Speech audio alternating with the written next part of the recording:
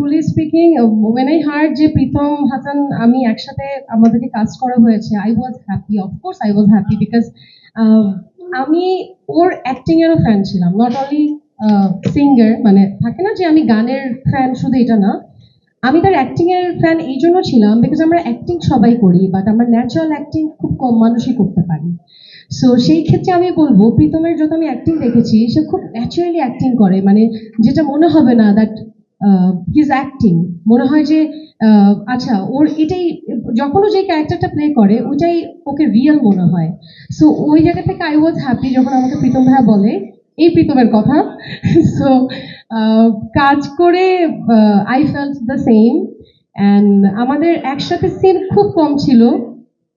I know এটা আমার sorry, I'm sorry I did a mistake. Spoiler এটা কেটে দিন। হ্যাঁ, সো যেটাই ছিল, বাট I felt great, আমার খুব ভালো লাগছে মানে ওর সাথে কাজ করে। So thank you so much. And আমি একটা কথা না বলি না যে কো আর্টিস্ট টিম খুব ইম্পর্টেন্ট একটা ভালো কাজের পেছনে। সো ওই জায়গা থেকে আমার কো আর্টিস্ট, আমার টিম, আমার ডিরেক্টর সবাই আসলে অনেক সাপোর্টিভ ছিল। So thank you everyone.